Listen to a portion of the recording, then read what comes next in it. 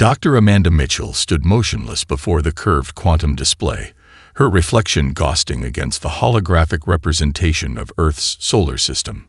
Red dots representing the Craxirian invasion fleet crawled across the projection, their formation maintaining perfect geometric precision.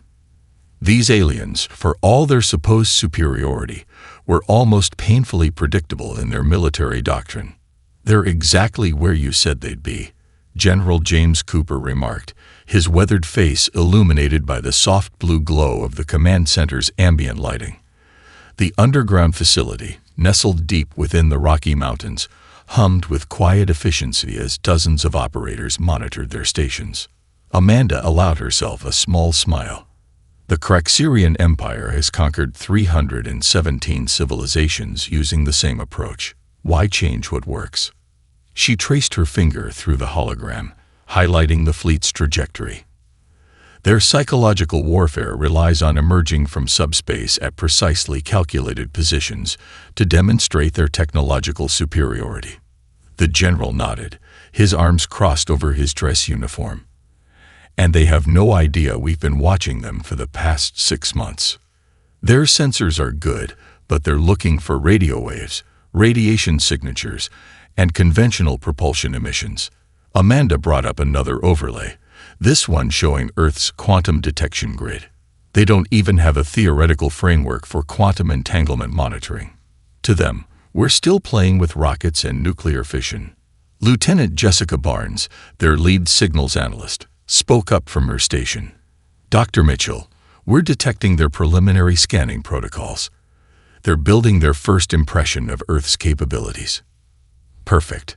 Amanda exchanged knowing looks with General Cooper. "Make sure they find exactly what we want them to see." Active Operation Glasshouse. Throughout the command center, operators initiated carefully crafted deception protocols. Fake satellite transmissions began broadcasting, suggesting a civilization barely capable of maintaining a GPS network. Nuclear power plants around the globe adjusted their emission signatures to appear less efficient than they actually were. Even the internet traffic being monitored by the approaching fleet was carefully curated to present an image of a divided, technologically limited species. "Quantum Shadow Network remains undetected," Captain Robert Duncan reported from the cybersecurity station. "All our real communications and defense systems are still running dark." Amanda walked to the central platform, her footsteps echoing in the momentary quiet. The holographic display shifted, zooming in on the Craxirian flagship. The vessel was impressive, she had to admit. Nearly 5 kilometers of crystalline alloys and energy weapons that could theoretically reduce a planet's surface to slag. But theory and practice were very different things. "Their emperor is young," she continued, addressing the command staff. "Zixtal inherited his throne just 3 years ago, and he spent that time expanding the empire's borders faster than any of his predecessors. His military governors have never encountered serious resistance. Their after-action reports show increasing signs of overconfidence." General Cooper stepped up beside her. "And overconfidence makes them vulnerable." "Exactly." Amanda highlighted several key points in the alien formation. "They're already making mistakes. Their screening vessels are maintained at precisely calculated intervals. Textbook formations that look impressive but leave predictable gaps. They're more concerned with appearance than actual tactical advantage." The quantum display flickered as new data streamed in. The Craxirian fleet was decelerating, preparing for their dramatic emergence into normal space. Right on schedule. "All stations," General Cooper commanded, his voice carrying across the command center. "Initiate Phase 1 of Operation Masterpiece. Let's give our guests the performance of a lifetime." Amanda watched as humanity's carefully crafted mask of vulnerability slid into place. Across the globe, cities implemented their rehearsed panic protocols. Military units made obvious shows of scrambling to respond, while their real forces remained hidden in quantum-shielded bunkers. Nuclear missile silos powered up with deliberately detectable energy signatures, while the actual planetary defense grid remained invisible to alien scans. "Incoming transmission," Lieutenant Barnes announced. The Emperor is preparing to broadcast his demands. Amanda straightened her lab coat and smiled. Well then, let's not keep His Royal Highness waiting. After all, it would be rude to spoil his moment of triumph too quickly. The command center staff maintained their professional composure, but she could see the subtle smirks and knowing glances. Humanity had spent decades preparing for first contact, developing technologies that operated on principles most alien civilizations hadn't even discovered. Now all that preparation would pay off. The Crexerian Empire was about to learn a very expensive lesson about underestimating humanity. They just didn't know it yet. Colonel Rebecca Hayes watched the chaos unfold on Times Square's massive displays with practiced scrutiny. Civilians ran screaming through the streets, military vehicles rumbled past with obvious haste, and news helicopters circled overhead capturing footage of the apparent pandemonium. It was, she had to admit, an impressive performance. Central Control, Checkpoint Echo, she spoke into her quantum-encrypted communicator. Phase 2 proceeding as planned. The street theater is selling beautifully. Dr. Mitchell's voice came through with perfect clarity, despite the device operating on principles that would baffle Crexerian scientists. Excellent work, Colonel. Their orbital sensors are drinking it all in. How's the real evacuation proceeding? Rebecca glanced at her augmented reality display, projected directly onto her retina. Green dots showed the actual flow of civilians through the hidden access points to the underground complexes, right on schedule. We're at 73% completion for Manhattan. The Crexerians are reading the subway tunnels as mass graves, just as your team predicted. Above, the alien ships have begun their choreographed deployment, positioning themselves over major cities in a display meant to inspire terror. Their crystalline hulls caught the morning sunlight, creating rainbow refractions across the skyline. It was beautiful in a predatory sort of way. Here comes the ultimatum, Dr. Mitchell announced across the command channel. Everyone ready for Act 2. The alien transmission cut across all frequencies, overriding every screen and speaker in the city. Emperor Zixtal's holographic form materialized above Times Square, his aristocratic features twisted in an expression of practiced benevolence. People of Earth, the Emperor's voice boomed, automatically translated into every major language. Your primitive civilization now stands at a crossroads. The Crexerian Empire offers you the chance to join our glorious dominion as valued subjects. Resist and face extinction. You have one planetary rotation to submit your surrender. Rebecca allowed herself a small smirk. The Emperor's dramatic pause for effect gave the underground transit systems time to move another 1,000 civilians to safety. Major Thompson, she called over the secure channel. How's our refugee crisis playing out? The Crexerians are eating it up, ma'am, Thompson replied from his position coordinating the street-level performance. Their social behavior analysts are reporting exactly what Dr. Mitchell predicted: mass panic, infrastructure collapse, and civil disorder. The flash mobs are doing a fantastic job of looking disorganized. In reality, every screaming crowd and traffic jam was precisely choreographed. The apparent riots breaking out near government buildings were staffed by trained actors and special forces personnel. Even the social media chaos was carefully curated by AI systems designed to present the image of a civilization in collapse. Update from Quantum Defense. Dr. Mitchell's voice came through again. The Crexerians just deployed their first wave of surveillance drones. Colonel Hayes, initiate the information warfare protocols. Rebecca touched her neural interface, connecting to the city's hidden quantum network. Across Manhattan, microscopic transmitters activated, flooding the alien sensors with carefully crafted data. They would see exactly what humanity wanted them to see: a technologically primitive species struggling to maintain order in the face of superior forces. Dr. Mitchell, you should see their fleet deployment, Rebecca reported, watching the alien ships through her enhanced vision. They're positioning themselves exactly according to your psychological profile. Every move screams superior force, intimidating the primitives. Their cultural database suggests they've never faced a species that could effectively deceive them, Mitchell replied. Their empire expanded so quickly because they overwhelmed civilizations at similar development stages. They don't expect theatrics from a supposed pre-quantum society. The streets below continued their carefully orchestrated dance of panic. Police vehicles wailed past with sirens blaring, while strategic points of resistance were established to draw alien attention away from the real evacuation routes. Each demonstration of human military response was calculated to appear simultaneously threatening enough to warrant attention, but insufficient to cause genuine concern. Colonel. Major Thompson's voice crackled through. The Craxirian ground forces are preparing for deployment.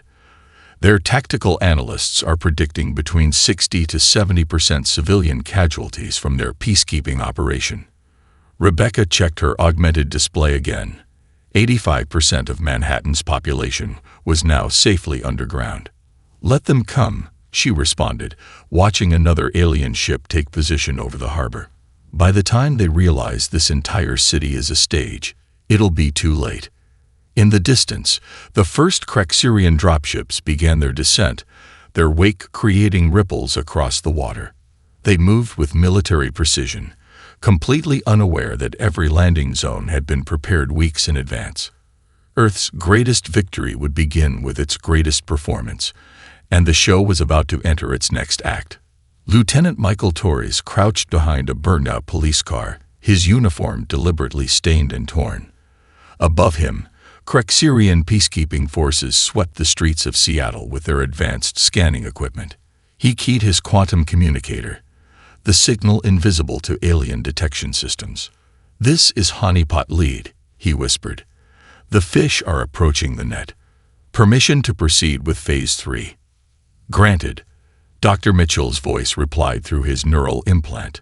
"Remember, make it look good, but not too good. We want them overconfident, not suspicious." Torres signaled his team, scattered throughout the seemingly abandoned tech district. They were about to give the galaxy's most powerful empire a lesson in human ingenuity, wrapped in a package of apparent incompetence. "Rebels," a Craxirian officer's translated voice boomed across the street. "Your primitive attempts at resistance are futile. Surrender now and embrace the Empire's mercy." Torres allowed himself a slight grin before triggering the first layer of their trap. His team launched their assault, using outdated weapons and predictable tactics, making enough noise to draw attention while being careful to miss any vital systems on the alien patrol vessels. Commander Vexthor, one of the alien soldiers, reported, "These humans are using projectile weapons. Their tactical database suggests they're attempting to target our shield generators." The Craxirian commander's laugh echoed through their translation systems. Primitive species always go for the obvious weak points. Deploy the containment field and prepare for capture. The Emperor will be pleased to see how easily we handle their resistance. The aliens activated their energy barriers, completely unaware that every shot from the human forces carried microscopic quantum trackers. Each failed attack provided crucial data about their shield harmonics, feeding directly into Earth's defense mainframe. "Dr. Mitchell," Torres vocalized as his team retreated in carefully planned disorder. "The quantum probes are successfully interfacing with their systems. You're getting this." "Crystal clear," she replied. "Their encryption is exactly what we expected. Captain Duncan's team is already using the data to finalize our override protocols. Keep them chasing you toward the primary objective."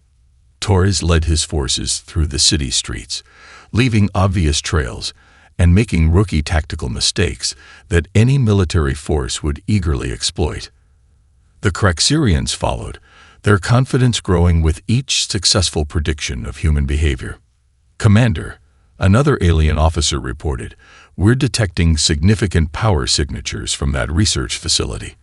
The humans appear to be protecting it." "Of course they are," Commander Vexthor replied smugly. "These primitives always try to preserve their technological centers. Prepare the capture teams. We'll take their facility intact and add their meager advances to the Empire's knowledge base." The research facility loomed ahead, its windows dark but internal systems humming with hidden purpose. Torres and his team made their last stand at the entrance, putting up just enough resistance to make their defeat seem inevitable but costly. "Please," Torres called out as his team was finally surrounded, selling their performance with Oscar-worthy desperation. "This facility contains our most advanced AI research. If you damage the servers, decades of work will be lost." Commander Vexthor strode forward, his crystalline armor gleaming. "Your concern for your primitive technology is noted, human. I assure you, the Empire will make better use of it than your species ever could." The Craxirian forces secured the facility with methodical precision, checking for traps that operated on principles they understood while missing the quantum web woven throughout the building's very structure. Their technical teams began connecting their systems to the human networks, eager to extract whatever secrets they could find. "Honeypot status." Dr. Mitchell's voice came through Torres's neural link. He watched as the aliens efficiently integrated their command protocols with the facility's systems, exactly as planned. "Hook, line, and sinker, Doctor. They're plugging straight into our quantum maze. Their own security protocols are asking them to authorize the connections." "Perfect." He could hear the satisfaction in her voice. The Emperor's military governor just gave blanket authorization to interface with all captured Earth technology. They think they're dealing with simple binary systems. Torres observed the Craxirian technicians working with growing excitement as they discovered seemingly vulnerable databases. Each probe of their systems fed more information back to Earth's quantum defense grid, while the aliens encountered exactly the level of security they expected from a primitive civilization. "The beauty of it," Dr. Mitchell continued, "is that they won't even know they've been compromised until we want them to. Their entire command and control network is about to become our most effective weapon against them." Commander Vexthor approached Torres, who maintained his appearance of defeated resignation. "Your resistance was admirable, if futile," the alien said. "Rest assured, your technology will serve a greater purpose within the Empire." "You have no idea," Torres muttered under his breath, watching as humanity's greatest trap closed another step around the unsuspecting invasion force. Dr. Amanda Mitchell stood before the quantum mainframe's holographic interface, her fingers dancing through streams of data. The crystalline structure of Craxirian code flowed around her like digital origami, beautiful but fundamentally flawed. Their encryption, based on principles they considered unbreakable, was falling apart under the scrutiny of Earth's quantum systems. "Captain Sarah Anderson," she called through the neural link. "Status of lunar defense platform." "Ready and waiting, Doctor." Sarah's voice came back crisp and clear from the hidden base beneath the moon's surface. "The Craxirians still think they're tracking a primitive mining operation up here. Their sensors are completely blind to our quantum arrays." Amanda nodded, watching as the final pieces of their cyber assault took shape. "Initiate protocol checkmate. Let's show them what a primitive species can do." Her fingers traced a complex pattern through the holographic display, initiating the first wave of attacks. Across Earth's surface, quantum processors hidden in seemingly outdated server farms sprang to life. The code they released flowed through the backdoors Lieutenant Torres's team had lured the Craxirians into creating. "Dr. Mitchell," Lieutenant Barnes called from her station. "The flagship's primary systems are responding to our override protocols. They don't even realize their quantum shields are now running on our simulators." Amanda allowed herself a small smile. "Time to tighten the noose. Captain Anderson, you have control of their orbital defense grid." In her command center beneath the lunar surface, Sarah watched as the alien fleet's weapon systems quietly transferred to Earth's control. "Confirmed, Doctor. Their entire network thinks our commands are coming from Imperial High Command. The encryption spoofing is holding perfectly." The massive view screen showed the Craxirian flagship, the Emperor's Pride, maintaining its intimidating position over New York City. Its commander had no idea that every system on board now answered to human controllers. "Their tactical officers are starting to notice system anomalies," Barnes reported. "They're attributing it to interference from Earth's atmospheric conditions. Of course they are, Amanda replied. Their cultural database shows they've never encountered a species capable of this level of cyber warfare. Pride comes before the fall. She initiated the second phase of the attack. Throughout the alien fleet, navigation systems began responding to human commands. The ships maintained their positions, but every attempt to adjust their stance or power up weapons would now require Earth's permission. Dr. Mitchell. Sarah's voice carried a note of satisfaction. The Emperor's flagship is starting its descent. Their systems show they're responding to an Imperial priority command. Perfect. Amanda turned to General Cooper, who had been watching the operation with quiet approval, ready to give His Imperial Majesty a proper welcome. The general nodded. Landing Zone Delta is prepared. Our quantum dampeners will make sure they can't leave until we allow it. On screens throughout the command center, they watched as the massive alien vessel descended toward the Australian outback. Its crew, still believing they were following Imperial protocols, had no idea they were flying into the heart of Earth's most sophisticated containment facility. Their chief engineer is running diagnostics, Barnes reported, monitoring the alien communications. They're finding our code fragments, but their systems are interpreting them as standard Imperial security protocols. The quantum camouflage is holding. Amanda brought up a new holographic display, showing the status of every Crexirian ship in Earth's atmosphere. Each vessel was now effectively under human control, their crews unaware that every system they trusted had been compromised. Captain Anderson, she called. Begin power reduction sequence. Let's dim their lights slowly enough that they blame it on environmental factors.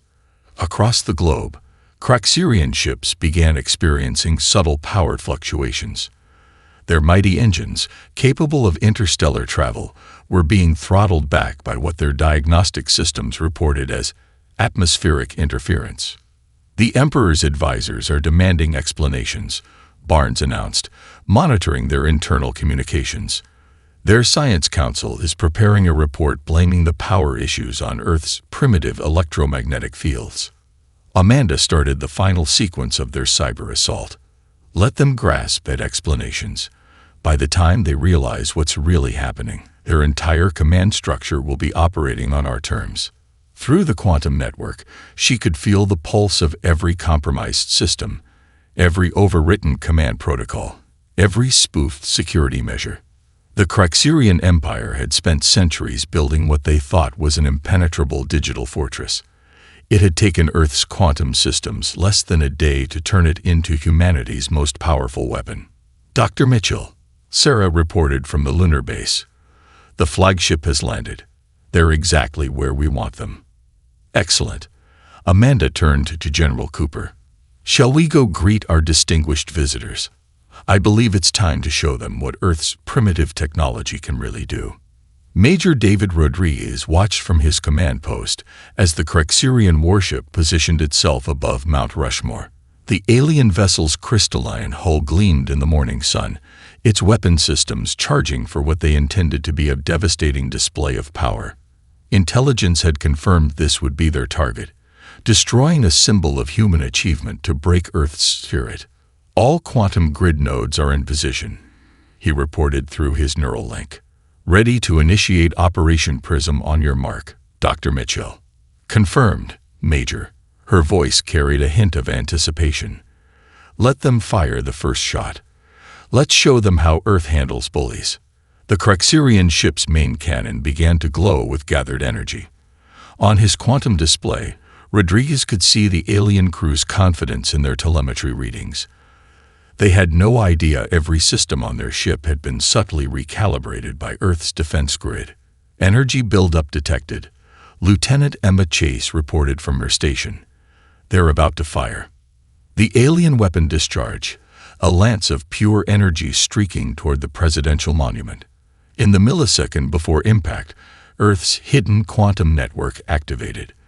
The beam struck what appeared to be empty air, but instead of destruction, it transformed into a dazzling display of light and color. What? The Crexirian commander's confused transmission echoed through their monitored channels. Report. What's happening to our weapon systems? Rodriguez allowed himself a small smile as the quantum grid redirected the alien energy weapons output into a spectacular aurora borealis. The sky above Mount Rushmore danced with controlled plasma patterns, turning their attempt at destruction into an impromptu light show. "Now, Major," Dr. Mitchell ordered, "show them what real gravity manipulation looks like." He activated the planetary defense grid's gravitational systems. Across the globe, hidden generators that the Crexirians had dismissed as primitive power plants came online. The alien fleet suddenly found their perfect formation disrupted as localized gravity fields took hold. "Their ships are responding exactly as predicted," Rodriguez reported, watching the alien vessels struggle against forces they couldn't understand. "The quantum calculations were perfect. They can't break free without overloading their engines." Through the command channel, he could hear the increasing panic in the alien communications. Ships that had been positioned to intimidate Earth's cities now drifted helplessly, their advanced propulsion systems useless against humanity's controlled gravitational fields. "Major Rodriguez," Captain Anderson called from the lunar base. "The Emperor's personal guard just discovered their neural implants aren't responding. Should we proceed with protocol override?" "Execute," he confirmed, watching as the elite Crexirian soldiers aboard their vessels suddenly found their supposedly unhackable neural interfaces responding to human commands. The looks of shock on their faces, captured by Earth's quantum surveillance, were priceless. "This is impossible." The transmission from the Crexirian flagship crackled with distortion. "We are the most advanced civilization in known space. These primitives couldn't possibly." "Oh, but we could." Dr. Mitchell's voice cut through their command channel, finally addressing the aliens directly. "And we did. Your entire fleet is now operating on our terms. Your weapons, redirected. Your shields, running on our protocols. Those impenetrable neural implants. They're reading bedtime stories to your troops right now." Rodriguez watched as realization dawned across the alien command structure. Their supposedly superior technology, the foundation of their empire's power, had been completely subverted. Some of their ships were now executing perfect dance maneuvers in the sky, their crews helpless to resist the human-controlled guidance systems. "Dr. Mitchell," he reported, "the quantum entanglement field is fully established. They couldn't call for reinforcements now even if they wanted to." "Excellent." Her satisfaction was evident. "Major, please demonstrate to our visitors what happens when they underestimate humanity's capabilities." With precise commands, Rodriguez activated the final phase of their defense grid. Around each Crexirian vessel, the air itself seemed to crystallize as quantum fields became visible. Their mighty warships, capable of reducing planets to ash, now hung in Earth's sky like exotic Christmas ornaments. "Their tactical officers are trying to make sense of our technology," Lieutenant Chase reported, monitoring the alien communications. "They keep running into error messages because their science can't explain what we're doing." "That's the problem with assuming you're superior," Rodriguez mused, watching as another alien ship attempted and failed to breach the quantum containment field. "You stop looking for answers that might prove you wrong." The Crexirian commander's voice came through again, this time with noticeably less arrogance. "In the name of the Emperor, what are you?" "We're human," Rodriguez replied simply. "And you just learned why that should mean something to you." Emperor Zixtol's crystalline throne crackled with energy as he gripped its arms, his composure finally shattering like the fractured remains of his fleet's formation. The flagship's command center, normally a monument to Crexirian superiority, now felt like a cage in the Australian outback. "I want every ship we have to fire on their major cities," he commanded, his voice carrying the edge of desperation. "Show these primitives the price of defiance." Professor Emily Wagner watched the Emperor's orders cascade through Earth's quantum network, each transmission intercepted and analyzed before it could reach its destination. From her position in the Planetary Defense Center, she exchanged knowing looks with Dr. Mitchell. "Should we show him what real technological superiority looks like?" Emily asked, her fingers hovering over the quantum interface. Execute final protocol, Dr. Mitchell confirmed. Let's end this farce. Emily activated Earth's full defensive grid. Across the globe, quantum generators previously masked as primitive power plants revealed their true nature. The sky above every major city shimmered as protective fields snapped into place, their complex geometries defying Craxirian understanding. "My Emperor," a tactical officer reported, his voice trembling. "Our weapons, they're responding to unknown protocols. The targeting systems are being overridden." Zixtal rose from his throne, watching in horror as his mighty fleet began moving in perfect synchronization, but not under his control. Each vessel executed intricate maneuvers, dancing to humanity's tune like puppets on quantum strings. "Impossible," he roared. "We are the Craxirian Empire. We have conquered hundreds of worlds. Our technology is supreme." Was supreme. Professor Wagner's voice cut through their command channel. The quantum projectors activated, and her hologram appeared in the flagship's command center. "Your Empire's technological superiority ended the moment you entered Earth's solar system. You just didn't know it yet." Around the Emperor, his own ship's systems began transforming. Displays flickered as human interfaces replaced Craxirian controls. The vessel's legendary quantum core, supposedly the pinnacle of Imperial engineering, purred contentedly as it accepted commands from Earth's defense network. "Your Majesty," Dr. Mitchell's hologram joined Wagner's, both women regarding the Emperor with almost pitying expressions. "Did you never wonder why every civilization you encountered was at roughly the same technological level? Why you never found a species that had taken a different path of development?" The Emperor's face contorted with rage and disbelief. "Our science is perfect. Our understanding of the universe is absolute." "No," Wagner corrected gently. "Your understanding is limited by your assumptions. While you mastered conventional quantum mechanics, we explored alternative dimensions of reality. While you focused on visible demonstrations of power, we developed technologies that exist beyond your ability to detect them." Through the flagship's viewports, the Emperor watched as his fleet's formation dissolved. Ships moved into new positions, creating an intricate orbital pattern that human scientists had calculated would optimize their power distribution. "The neural implants in your soldiers' heads," Mitchell continued. "We rewrote their protocols hours ago. Your unbreakable encryption. We cracked it before you finish your first scan of Earth. Those primitive satellites you detected, decoys, every single one." Professor Wagner brought up a new holographic display, showing the true extent of Earth's defense network. Quantum relays, gravitational manipulators, and dimensional anchors created a web of technology so advanced it appeared as magic to Craxirian sensors. "Your Majesty," one of his science officers called out, his voice breaking. "Their technology. It's operating on principles we thought were theoretically impossible. They've achieved things our greatest minds dismissed as fantasy." The Emperor sank back onto his throne, watching as centuries of assumed superiority crumbled around him. His mighty flagship, the pride of the Craxirian fleet, now served as nothing more than an observation platform for humanity's demonstration of power. 317 worlds, Dr. Mitchell mused, all conquered because they developed along the same technological path as your empire. But you never considered what might happen when you encountered a civilization that chose a different route. One that developed in silence, preparing for the day the stars would bring neither friends or foes. Professor Wagner's hologram approached the throne, her expression stern but not unkind. "The question now, Your Majesty, is what kind of first contact this will be.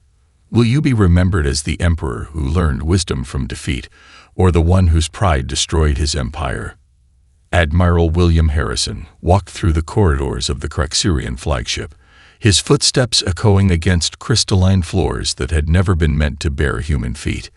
Behind him, a team of Earth's quantum specialists carried holographic projectors, each containing evidence of how completely humanity had compromised the Empire's systems. "Your Majesty," he addressed Emperor Zixtal, who sat rigidly on his command throne. I believe it's time we had an honest discussion about the future of our civilizations." The Emperor's eyes narrowed, his legendary composure cracking further. "You've made your point about your technological superiority, Admiral. What more do you want? To humiliate us completely?" "Actually," Harrison replied, nodding to his team to begin their presentation, "we want to help you." The air around them filled with holographic displays, each showing different aspects of the Craxirian Empire's infrastructure. Communication networks, defense systems, trade routes, all laid bare by Earth's quantum analysis. "In the past 6 months," Harrison continued, "we've identified 17 critical vulnerabilities in your Imperial defense grid. Your quantum encryption, while impressive, has a fundamental flaw in its base algorithm. Your neural interfaces could be compromised by a single line of code we discovered." Dr. Mitchell's voice came through the quantum comm system. "We're showing you this not to threaten, but to demonstrate why change is necessary. Your Empire's technological development has stagnated due to your assumption of superiority." The Emperor watched as simulation after simulation showed how easily Earth could have destroyed his civilization. "Why show mercy? We came to conquer you. Any other species we encountered would have taken revenge. That's exactly why we're different," Harrison explained, gesturing to a new holographic display showing the structure of Earth's quantum defense network. "We understand that true power isn't about destruction. It's about having the strength to show restraint." The display shifted to show a proposed new structure for the Craxirian Empire. Gone was the rigid hierarchy of absolute power, replaced by a framework for democratic cooperation between worlds. "Our terms are simple," Harrison continued, his voice firm but not unkind. "Transform the Empire into a democratic federation. Every world gets representation, including Earth. We'll share our quantum technology, help you implement true neural privacy protocols, and establish a joint defense network that protects all member worlds."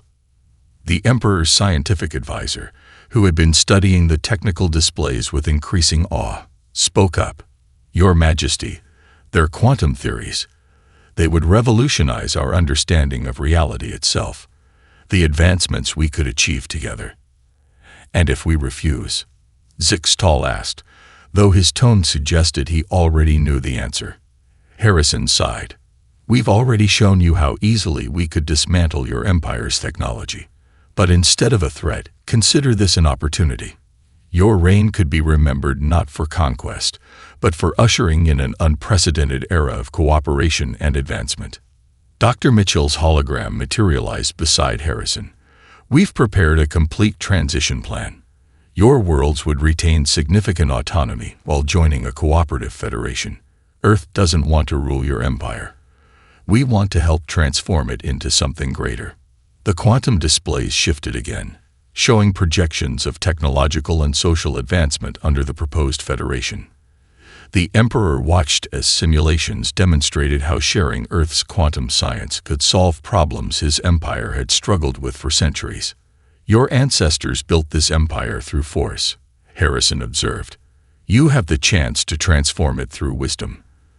The choice is yours, Your Majesty, but remember, true strength lies not in the power to destroy, but in the courage to change." The Emperor stood, approaching one of the holographic displays showing Earth's quantum theories.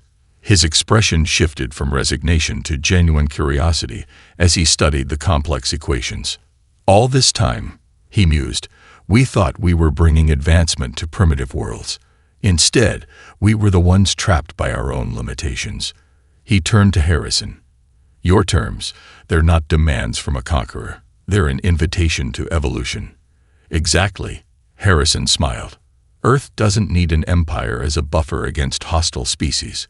We need partners for what comes next.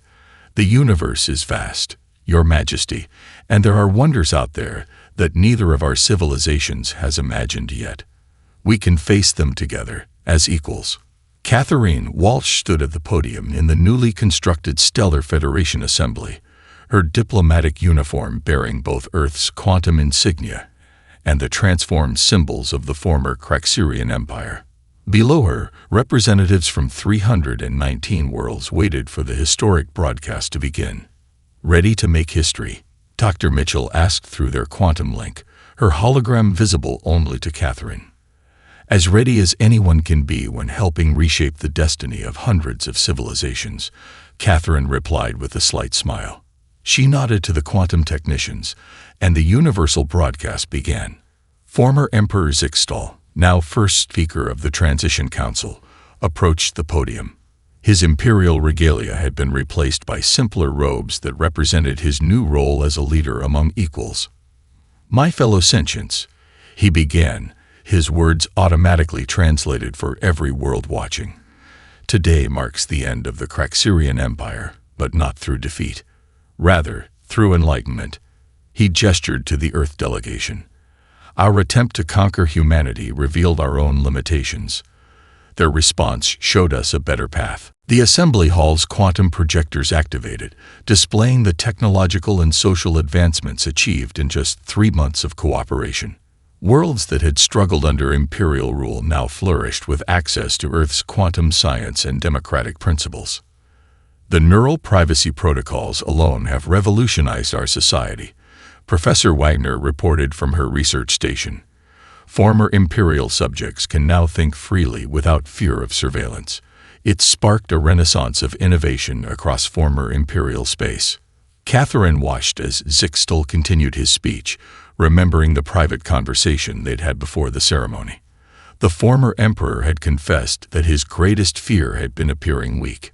Now he understood that admitting mistakes and embracing change required far more strength than conquest. "The United Stellar Federation," Zixtal announced, "will be founded on principles of mutual respect, technological cooperation, and shared advancement. Every member world will have an equal voice in our Grand Council." Dr. Mitchell's quantum systems displayed the response across former Imperial space. Celebrations erupted on hundreds of worlds as former subjects became citizens.